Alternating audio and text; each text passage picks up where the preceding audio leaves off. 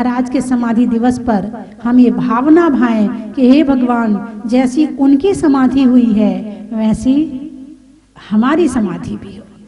क्योंकि इस नर पर्याय का, इस मनुष्य पर्याय का एक ही फल है कि समाधि हो जाए और संक्लेशता कम करें, तो इससे समता भाव आएगा और समता भाव से समाधि होगी। तो नहीं आने में व्याधि का, नहीं लेने में उपाधि का और होने में अच्छी समाधि का, पानी में गागर का, वृक्षों में आकर का और आचार्यों में सुमति सागर का, नदी में नाव का, शरीर में पांव का और रखने में समता भाव का, होने में बोध का, करने में शोध का और नहीं करने में क्रोध का। बड़ी जल्दी आ जाता है, जरा सा मन का ना हो बहुत जल्दी आ जाता है ना। बोलिए कहाँ से आए आप? विको, आप पतले हो गए मुझे लग रहा लॉकडाउन में। हाँ, कमजोर हो गए हैं। हाँ हाँ हाँ हाँ, पहचान गई। ऊपर वाली वेदी आपने बनवाई है, शिखर वाली। गुरुओं के आशीर्वाद का, नहीं होने में विवाद का और आने वालों में अहमदाबाद का। और कहाँ से आए हैं? बम्बई वाले बैठे हैं। अच्छा, महीनों में मई का, रजाई में रुई का और आने वालों में बम्बई का। और पीछे वाले बच्चे रोपा। अच्छा, ये रोपा वाले हैं। राजस्थान में साफा का, बच्चों के लिए पापा का और आने वालों में रोपा का। बोलिए 24 भगवान की।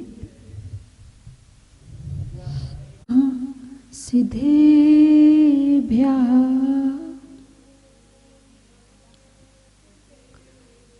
ॐ नमः सिद्धेभ्यः।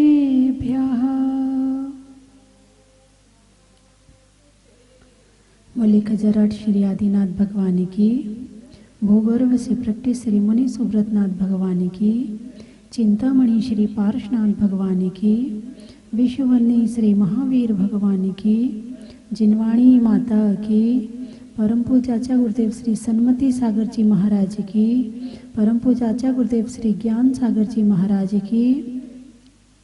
यस्य स्वयं स्वभावाप्तिर रभावे कृत्सन कर्मिणा तस्मै संज्ञान रूपाय नमोस्तु परमात्मने।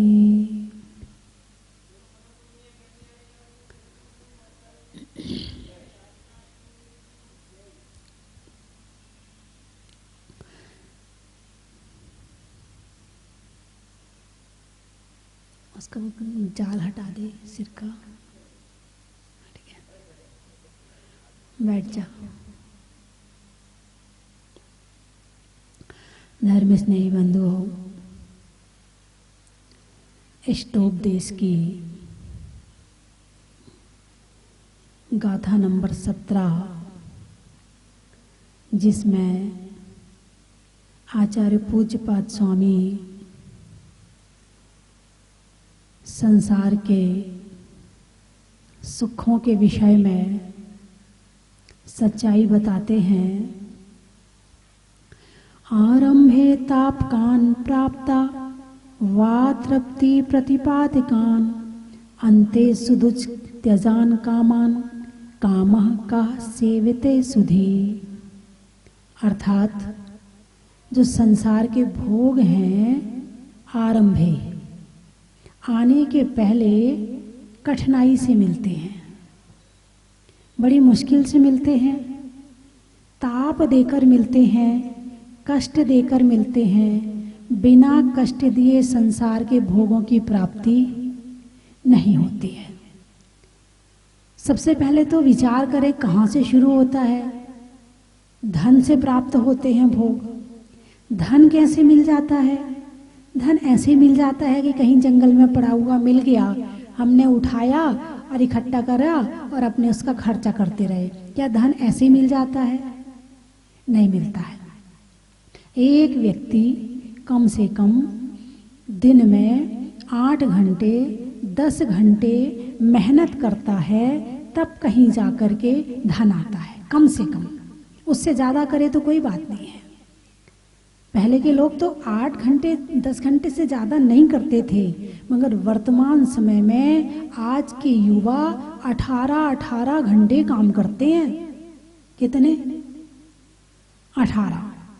बैठे रहते हैं कंप्यूटर पे, लगे रहते हैं, काम करते रहते हैं। उनकी अपनी लाइफ तो खत्म, केवल काम ही बचा है जिंदगी में। वहीं बैठे बैठे खा लिया, वहीं बैठे बैठे अपना सारा काम कर लिया, और ना नहाया ना कुछ किया, बस काम करते रहे, काम काम काम। क्यों? उससे धन आएगा ना। अब धन तो आ गया, लेकिन भोगों की शक्ति तो चली गई। दिमाग पर अधिक लोड डालने से, अधिक प्रेशर डालने से डिप्रेशन शुरू हो गया। अब जिसको डिप्रेशन होगा वो क्या संसार के भोगों को भोग पाएगा? पहली बात तो धन आता भी है तो बड़ी कठिनाई से आता है, बड़ी टेंशन से आता है, बड़ी चिंता से आता है, बड़ी मेहनत से आता है, आने के पहले ही कष्ट देता है। आरंभे तापकान प्राप्ता वा तृप्ति प्रतिपात काम। अब धन के हिसाब से फिर और चीजों के लिए लगा लो। कोई चीज खानी है, कोई चीज पहननी है। एक व्यक्ति की, एक महिला को यदि सोने का हार चाहिए तो कितने साल सोचना पड़ता है। सामान्य परिवार की होगी तो बेचारी सोचती सोचती चली जाएगी, आ पाए ना आ पाए ये भी कोई जरूरी नहीं है। यदि थोड़े से और बड़े परिवार की होगी तो वो कम से कम साल भर तो सोचना पड़ेगा। अब एक सोने का हार, डायमंड सेट कम से कम 25-30 लाख रुपए का तो आएगा, इससे कम क्या आएगा। अब 25-30 लाख कमाई चीज खरीदने के लिए उसकी कमाई भी वैसी होनी चाहिए। अभी 1 साल तक सोचा, अभी आया नहीं है डायमंड सेट, अभी सोचने से ताप हो रहा है, सोचने से चिंता हो रही है, मिलेगा कि नहीं मिलेगा। इनको 10 बार कह चुकी, ये तो लाके देती नहीं है। देखो मेरी सहेली का आ गया, मेरा इसका आ गया, उसका आने के पहले ताप। अब वो चाहे ज्वेलरी से संबंधित हो, चाहे वस्त्रों से संबंधित हो, चाहे खाने से संबंधित हो, चाहे किसी भी तरह के भोगों से संबंधित हो, भोग जब आते हैं तो आने के पहले ताप देते हैं। जब आ जाते हैं आरंभे तापकान प्राप्ता वा तृप्ति प्रतिपादकान, आने के बाद तृप्ति नहीं देते हैं। अब एक डायमंड सेट आ गया, अब ये वाली डिजाइन का तो आ गया है, वो मेरी सहेली ने जिस डिजाइन का पहना था ना वो वाला और चाहिए है। ऐसे विचार आते कि नहीं आते? उनने ऐसी गाड़ी खरीदी है ना, अब ऐसी गाड़ी मुझे खरीदनी है। उन्होंने ऐसा किया है ना, अब मुझे, अब उसके लिए बेचारा टेंशन करता है, चिंता करता है, घर वालों से लड़ाई करता है, झगड़े करता है, तृप्ति नहीं होती है। मन शांत नहीं होता है कि चलो जो चीज तुम्हें मिल गई है ना उसमें शांति मिल जाए, नहीं मिलती है। जब तक नहीं मिली थी तब तक लग रहा था वो चीज मिल जाए, मिलने के बाद शांति आ जाएगी, लेकिन पता चला मिलने के बाद में प्यास और बढ़ गई है। चाहे वो खाने से संबंधित तो कोई अच्छी चीज खाने की हो तो खाने में भी ऐसा नहीं कि एक बार जो चीज खा ली तो शांति मिल जाए, दोबारा फिर इच्छा हो जाती है, तीसरी बार फिर इच्छा हो जाती है, चौथी बार फिर इच्छा हो जाती है। सारी जिंदगी क्रम चलता रहता है मगर तृप्ति नहीं होती है। आरंभे तापकान प्राप्ता वा तृप्ति प्रतिपादकान अंते सुदुष त्यजान कामान। और यदि इन्हें छोड़ने के लिए बैठो तो बहुत मुश्किल होती है, बड़े कठिनाई से छूटते हैं। एक गुटखा खाने वाला बेचारा गुरुओं के पास जाता है, महाराज गुटखे का त्याग। घर आता है 2-4 दिन तो जैसे तैसे निभा लेता है, फिर शुरू हो जाता है सिखरची जाएगा, अब मैं गुटखा नहीं खाऊंगा। पता चलता है महीने भर बाद फिर शुरू हो गया। छूटता बड़ी मुश्किल से है। शराब पीने वाला शराब पीने लगे, शराब को छोड़ने के इतने प्रयास करता है, इतने प्रयास करता है, अंते सुदुष त्यजान कामान। यदि इन्हें छोड़ने का प्रयास करो ये बड़ी मुश्किल से छूटते हैं। इनको छोड़ना बड़ा मुश्किल को होता है। जो डियो लगाने वाला है, एक बार डियो लगाता, अरे इसकी खुशबू कम अच्छी, वो वाले की ज्यादा अच्छी है, अरे उसकी नहीं उसकी ज्यादा अच्छी होगी, अरे उसकी नहीं आजकल वो नया वाला परफ्यूम चला वो ने लेकर के आओ, उसकी बहुत बढ़िया होगी। लगाने के बाद तृप्ति तो होती नहीं है और प्यास जागृत हो जाती है। इससे अच्छा वो होगा, एक मोबाइल ले आए, मोबाइल को अच्छा इसमें तो वो वाला फंक्शन नहीं है, वो वाला होता ना तो और अच्छा रहता, चलो अब अगली बार वही वाला, पैसा इकट्ठा कर रहा है किस लिए, वो वाला मोबाइल खरीदना है ना। एक मोबाइल से तृप्ति नहीं है, जिसको तृप्ति होनी होगी वो छोटे से भी हो जाएगी, और जिसको नहीं होनी होगी तो जैसे जैसे भागते जाओ, दौड़ते जाओ पीछे, वो और नया मोबाइल लॉन्च कर देते हैं, फिर तुमने वो खरीदा, फिर दूसरा नया आ गया, फिर तुमने वो खरीदा, फिर तीसरा नया आया, तुम कहाँ तक भागोगे। संसार में दौड़ चल रही है, भौतिकता की अंधी दौड़ चल रही है, और ऐसी दौड़ चल रही है कि ये जीवन पूरा हो जाएगा मगर वो चीज पूरी होने वाली नहीं है।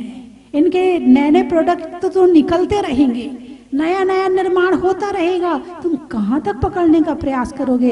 अरे वो नई गाड़ी आई ना, उसमें बहुत बढ़िया, उसमें तो ये भी है, ये भी है, उसमें तो ऐसा फंक्शन है, ऐसी गाड़ी चलती है, उसका तो ऐसा हो जाता है, अब की बार तो वही खरीदूंगा। अब उसके चक्कर में जो अभी खरीदी थी नई गाड़ी 25 लाख की, उसे 10 लाख में बेच दी, 15 लाख गए। एक साल में उसकी कीमत आधी हो गई थी, आधी में बेच दी, 15 लाख उसे बड़े नहीं लग रहे हैं। कहीं दान करके आएगा ना तो 15 लाख बहुत बड़ी चीज लगेंगे, मगर गाड़ी में 15 लाख कम मिल रहे हैं ना, कोई दिक्कत नहीं है, भोगों की चीज है ना। भोगों में कितना पैसा लगा दो, कितना पैसा लगा दो, तृप्ति मिलने वाली नहीं है। दूसरी गाड़ी खरीदोगे, तीसरी गाड़ी की आ जाएगी नई वाली, नया मॉडल आ जाएगा, चौथा नया मॉडल आ जाएगा, पांचवा आ जाएगा, तुम कहाँ तक भागोगे। तो संसार की वस्तुएं इसलिए कहा है केवल उपयोग करने मिली है। क्या करने मिली है? उपयोग करने। भोजन किस लिए है?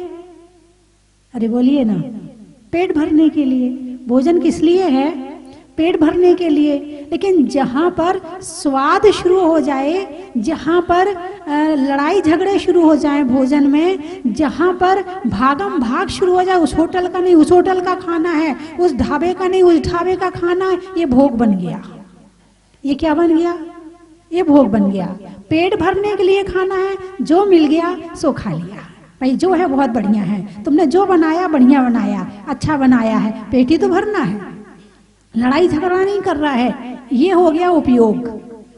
और जहां लड़ाई झगड़े और भागम भाग और दिन भर उसी के दिमाग में भोजन के विचार चल रहे हैं, ये हो गया भोग।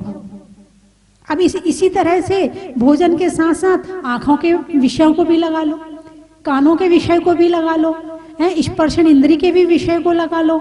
तो ये पांचों इंद्रियों के भोग, जैसे कि स्पर्शन इंद्री में हाथी का उदाहरण आता है कि जो हाथी होता है वो स्पर्शन इंद्री का लोलुपी होता है, उसके पीछे वो गड्ढे में भी गिर जाता है। तो हाथी पकड़ने वाले हाथी कैसे पकड़ते हैं? वो एक बहुत बड़ा गड्ढा खोदते हैं, उसके ऊपर बांस बिछा देते हैं, उसके ऊपर हरे पत्ते बिछा देते हैं, थोड़ी बहुत रेत बिछा देते हैं, और वहां एक नकली हथनी खड़ी कर देते हैं। स्पर्शन इंद्री के लोभ में वो हाथी वहां जाता है उस हथनी के पास में, और जैसे ही वहां जाता है वो बांस टूट जाते हैं और वो गड्ढे में गिर जाता है। बहुत दिन तक उसे वहां पड़ा रहने देते हैं, फिर उसे भूख आदि लगती है और वो तड़फता रहता है, पड़ा रहता है, वो उसे कुछ नहीं देते खाने के लिए। फिर बहुत दिनों के बाद में वो आते उन्हें उसे खाना देना शुरू करते हैं, उसका थोड़ा सा ये लगो, उसको ये विश्वास दिलाते हैं कि हम तेरे शुभ चिंतक हैं। और वो हाथी देखता है, अच्छा ये तो मुझे खाना दे रहे हैं, ये तो मुझे मेरी सेवा कर रहे हैं। तो वो हाथी उनका भक्त बन जाता है। भक्त बनने के मतलब है कि वो उनके इशारे पर चलना शुरू कर देता है।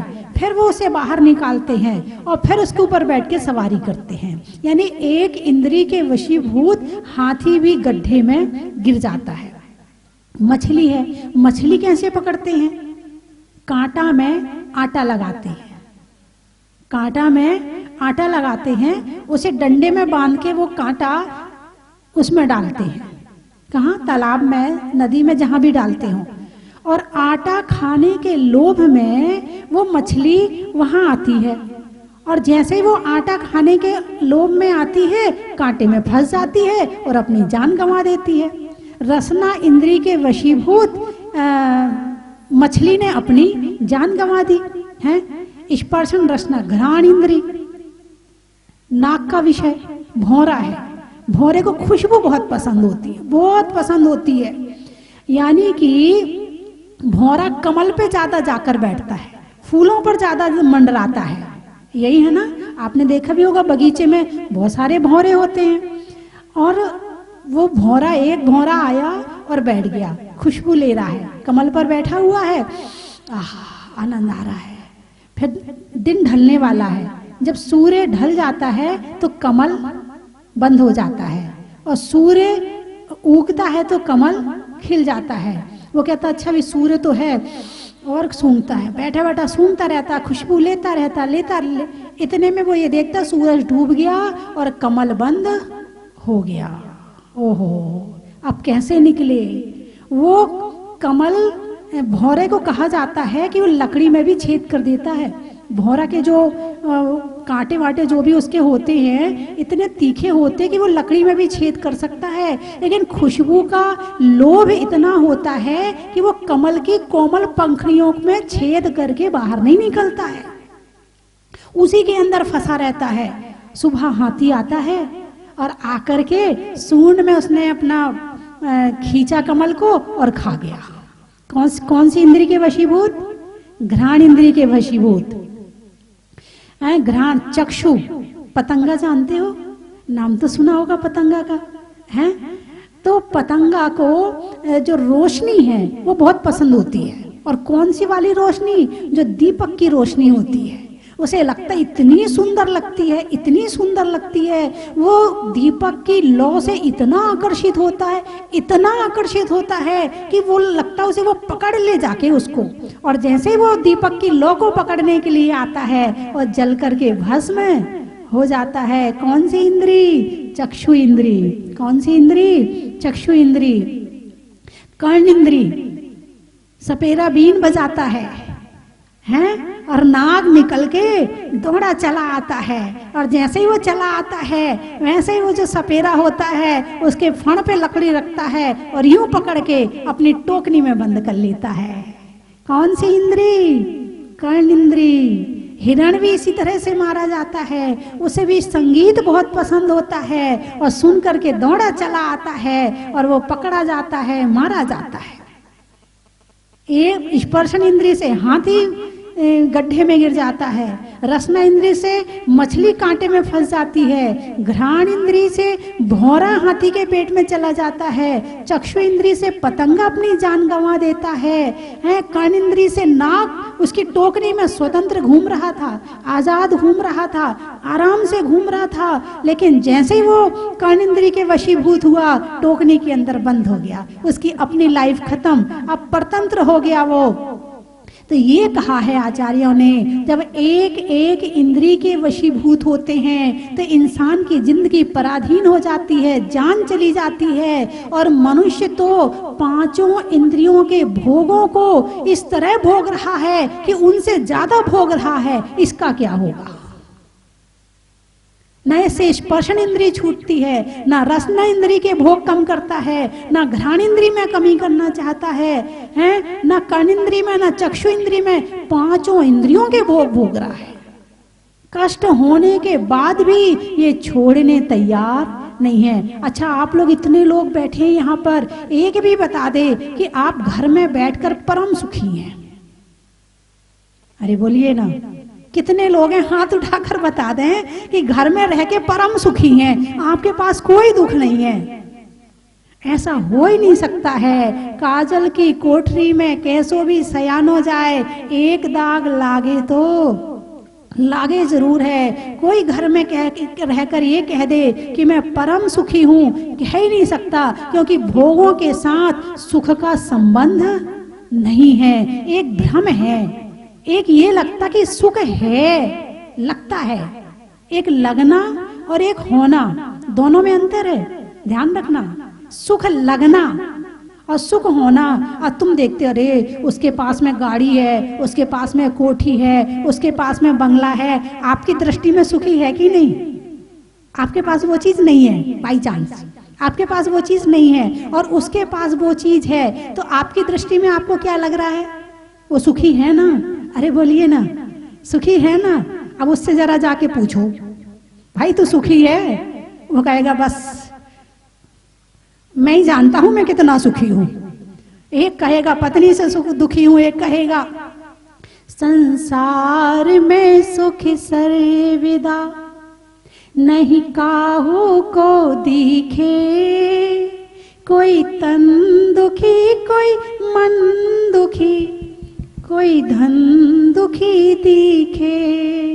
संसार में सुख सर्वदा नहीं काहू को दिखे, कोई तन दुखी कोई मन दुखी, कोई धन दुखी दिखे। कोई दुखी औलाद बिन, कोई का सुत ज्वारी, कोई की कुलटा स्त्री, कोई को बीमारी।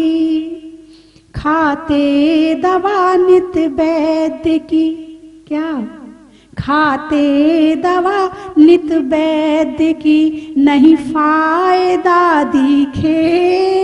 कोई तन दुखी कोई मन दुखी, कोई धन दुखी दिखे।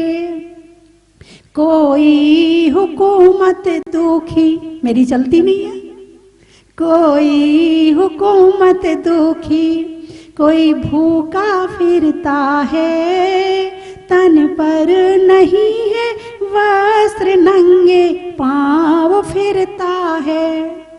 कोई किसी धनवान को तृष्णा अधिक दिखे, कोई तन दुखी कोई मन दुखी, कोई धन दुखी दिखे। यानी दुखी सब हैं संसार में, एक व्यक्ति भी ऐसा नहीं होगा।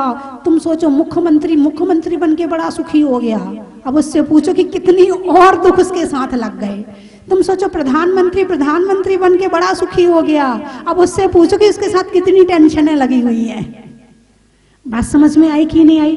तो संसार में आरंभे तापकान प्राप्ता, संसार का दूसरा नाम दुख है और दुख का दूसरा नाम संसार है। जहां भोग है वहां दुख है, और जहां दुख है वहां हम सुखी हो ही नहीं सकते हैं। तो सुखी होने के लिए क्या करना चाहिए भाई? रास्ता तो होगा, बताओ माता जी बताओ। आप तो कोई मंत्र बता दो, कोई जाप बाप बता दो कि हम सुखी हो जाएं। यही कहोगे ना? हैं? साधु संतों से क्या मांगते हो? अच्छी सी जाप दे दो तो जरा हमारी घर गृहस्थी ठीक से चल जाए, घर में जरा सुख शांति हो जाए। यदि जाप करने से ही घर गृहस्थी में सुख शांति मिल जाती तो हमारे तीर्थंकरों के पास क्या कमी थी? उन्हें तो जाप करने की भी जरूरत नहीं थी, उससे ज्यादा सुख पहले ही से उनके पास में थे। बात समझ में आई कि नहीं है? तो सुख कहाँ से आएगा? बोले त्याग से आएगा। किसके त्याग से आएगा? बोले भोगों के त्याग से आएगा। कैसे त्याग करें? एकदम से तो छूटते नहीं है। सुदुस तजान कामान, ये तो बड़ी मुश्किल से छूटते हैं। बोले धीरे धीरे छोड़ो। एक चीज का आज त्याग करो, एक चीज का कल त्याग करो, एक चीज का परसों त्याग करो। धीरे धीरे करके भोगों का त्याग करो। जब धीरे धीरे करके त्याग के मार्ग पर आगे बढ़ोगे तो फिर एक दिन भाव ये भी बनेंगे, चलो दीक्षा ले लेते हैं। और दीक्षा लोगे तो दीक्षा लेने के बाद में फिर दुख 75% तो खत्म हो जाएंगे, 25 तो फिर भी बचेंगे। क्योंकि अभी जब तक शरीर में है, जब तक मोह भाव है, जब तक इस संसार से संबंध है, तब तक कष्ट तो कहीं ना कहीं लगे ही रहते हैं। फिर भी जो भोग संबंधी दुख थे वो तो खत्म हो जाएंगे। खाने संबंधी जो मिला सो ले लिया, खत्म दुख। सुनने संबंधी जरूरत ही नहीं है आप दुनिया भर की चीजों को सुनने की, तो सुनने संबंधी खत्म हो गया। अब जो शरीर के श्रृंगार संबंधी था, ये नहीं है मेरे पास ज्वेलरी नहीं है, अच्छे कपड़े नहीं है, अच्छे जूते नहीं है, सोने का ये नहीं है, ब्रासलेट नहीं है, वो संबंधी खत्म हो गया। बालों संबंधी दुख खत्म हो गया क्योंकि बाल को ही उखाड़ के फेंक दिया, तो बाल संबंधी दुख खत्म हो गए। तो इस दीक्षा लेने के बाद में बहुत सारे दुख जो भोग संबंधी होते हैं वो सारे दुख खत्म हो जाते हैं। ठीक है। अब जो कहते थे ना क्या करें, घर में रहते थे क्या करें, मंदिर जाने की फुर्सत ही नहीं है, क्या करें स्वाध्याय करने की फुर्सत ही नहीं है, क्या करें पढ़ते तो हैं समझ में नहीं आता। अब सब समझ में आएगा। ये कब तक समझ में नहीं आ रहा था? जब तक संसार में लगे पड़े थे, जब तक संसार के भोगों में लगे पड़े थे तब तक ये समझ में नहीं आ रहा था। उनको छोड़ते ही सब चीज समझ में आनी शुरू। फिर प्रैक्टिकल कर लेना मेरी बात का। आप चाहो तो 6 महीने के लिए छोड़ के देख लो, सारी जिंदगी का त्याग मत करो, 6 महीने के लिए छोड़ के देख लो, ना समझ में आए तो मेरी गारंटी। अब दिमाग तो बेचारा उतना ही है ना, एक डिब्बा है, डिब्बे में सामान भरना है, तो डिब्बा की एक साइज है, एक उसकी लिमिट है कि उसमें कितना सामान आ सकता है। अब तुम सोचो कि डिब्बे में ज्यादा आ जाए तो कैसे आ जाए, तो दिमाग की भी एक लिमिट है कि इसमें कितनी विषय वस्तु आ सकती है। अब संसार की सारी विषय वस्तु भर रखी है तो धर्म की कहां से घुसेगी?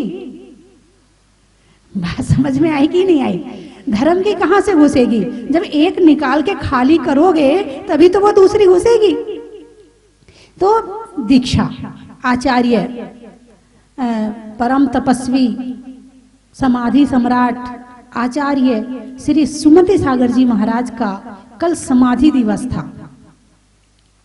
और उनकी समाधि ओहो आधी, इसको थोड़ा वेश बढ़ाओ थोड़ा सा, आधि व्याधि उपाधि तीनों का समाधान समाधि। आधि ऊपरी बाधाएं, व्याधि शरीर की बाधाएं और उपाधि मन की रोग।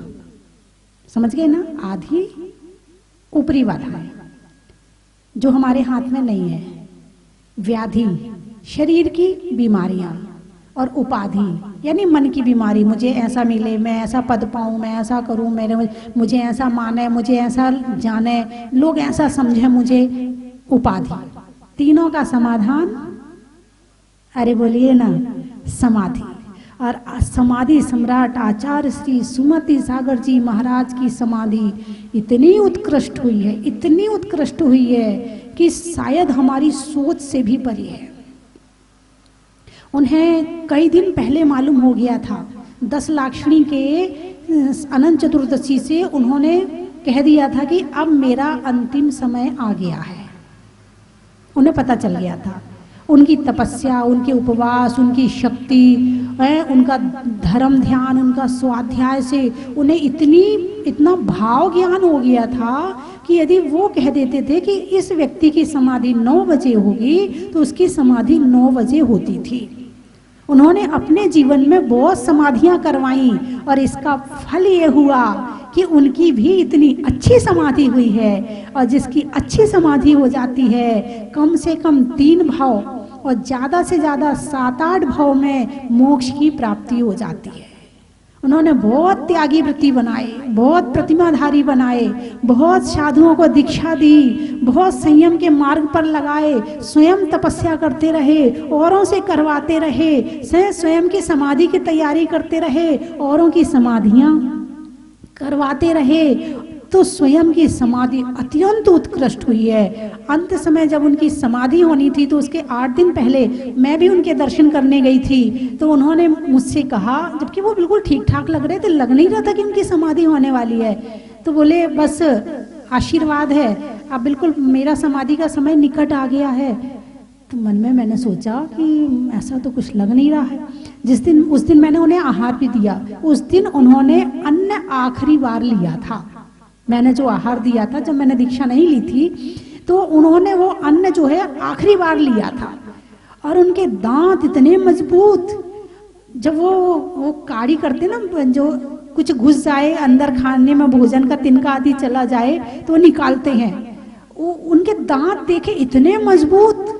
और आजकल के तो बच्चों के दांत हिल रहे हैं और चलने में इतनी तेज चलते थे, 32 उपवास करने के बाद भी, कि 4 टाइम खाने वाला उनकी बराबरी नहीं कर पाता था। तो शक्ति कहां से आती है? त्याग से आती है। शरीर पहले से मजबूत था भाई। पहले के लोग शुद्ध घी, शुद्ध चावल हैं, और ये तुम्हारे जो अन्न आता है वो भी पहले वो यूरिया वाला नहीं था, अन्न भी था वो भी शुद्ध खाद वाला अन्न था। तो सब चीज पहले मजबूत होती, तो पहले के लोगों का शरीर भी मजबूत होता था और तपस्या के लायक होता था। और अब तो बेचारा वो एक उपवास करता है तो दूसरे दिन उठा नहीं जाता है, सोचना पड़ता उपवास करें कि नहीं करें। तो उनके उस दिन अन्न लेने के बाद उन्होंने त्याग कर दिया कि आज के बाद मैं अन्न नहीं लूंगा। भूगर्भ से प्रकटित स्वस्ति धाम जहाजपुर में विराजमान 1008 श्री मुनीश्वरनाथ भगवान की कृपा और परम पूजनीय गणनीय रेखा रत्न स्वस्ति भूषण माता जी का मंगलमय आशीर्वाद आप सभी पर हमेशा बना रहे और ये कोरोना महामारी जल्दी खत्म हो और आप जहाजपुर आकर के बड़े बाबा के दर्शन कर सके, अभिषेक कर सके, शांति धारा कर सके, ऐसी भावना बाता हूँ। बंधुओं, 10 लक्षण महापर्व में एक दिन आता है उत्तम त्याग का, और उस उत्तम त्याग में भी महत्व है दान का। हमारे शास्त्रों में 4 प्रकार के दान बताए हैं: औषध दान, शास्त्र दान, अभय दान और आहार दान। इन सब में भी आहार दान का विशेष महत्व है। इसको विशेष बताया गया है क्योंकि श्रावक और साधु इस धर्म रूपी रथ के 2 पहिए हैं। साधु के बिना ये धर्म रूपी रथ नहीं चल सकता और न श्रावक के बिना चल सकता है। बंधुओं, आहार के द्वारा हम साधुओं के शरीर की रक्षा करते हैं और साधु अपनी चर्या के द्वारा, अपने प्रवचनों के द्वारा हमारी आत्मा का कल्याण करते हैं। इसीलिए आहार दान का विशेष महत्व बताया गया है। और यह आहार दान की परंपरा चली है भगवान आदिनाथ के समय से। भगवान आदिनाथ को सबसे पहला आहार दिया था राजा श्रेयांस ने, और उसी समय से यह परंपरा चलती आ रही है और इस परंपरा को हमें भी आगे बढ़ाना है। बंधुओं, स्वस्ति धाम जहाजपुर में 18 जून 2014 को भगवान को जब अस्थायी मंदिर में विराजमान किया गया, तब से लेकर के जब ये जहाज मंदिर बन चुका है, भगवान जहाज मंदिर में विराजमान हो चुके हैं। कई साधु संत, आर्य का माता जी, तपस्वी, कई यहाँ पर त्यागी वृत्ति सब यहाँ पर आए हैं। और जब भगवान के दर्शन करते हैं, इस क्षेत्र को देखते हैं, तो एक बात अवश्य कहते हैं कि ऐसी प्रतिमा के दर्शन हमने आज तक नहीं किए हैं। तो बंधुओं, यहाँ पर उन साधु संतों की त्यागी वृत्तियों की आहार की व्यवस्था के लिए पूज्य गुरु माँ स्वस्ति भूषण माता जी की मंगल में प्रेरणा से एक आहार दान ध्रुव फंड स्थापित किया जा रहा है। आप सभी से मेरा निवेदन है, आप इस ध्रुव फंड में सहभागी बने, अपनी चंचला लक्ष्मी का सदुपयोग करें, पुण्यार्जन करें। बंधुओं, आप 1,11,000 रुपये की न्योछावर राशि से शिरोमणि संरक्षक के रूप में अपना नाम दे सकते हैं। 51,000 रुपये की न्योछावर राशि से परम संरक्षक, 31,000 रुपये की न्योछावर राशि से संरक्षक मंडल में जोड़ सकते हैं। साथ ही 21,000 और 11,000 रुपये की न्योछावर राशि से आप श्रावक सृष्टि के रूप में जुड़ करके इस दान योजना में और आहार दान ध्रुव फंड में अपना योगदान दे सकते हैं, पुण्यार्जन कर सकते हैं। जो संरक्षक मंडल तक के नाम होंगे उन सभी के नाम की शिलापट पे वहाँ पे लिखवाए जाएंगे। जो आहारशाला यहाँ पर स्थापित की गई है उसके अंदर आप सभी के नाम की वहाँ पर लिखवाए जाएंगे। साथ ही आप सभी के नामों की घोषणा पारस चैनल पर भी की जाएगी। की थाल को सजाओ रे आज, रत्नों की थाल को भर लाओ रे आज। आओ आओ करे रे गुणगान आरती भगवन की। आओ आओ करे गुणगान आरती भगवन की। आओ आओ करे रे गुणगान आरती भगवन की।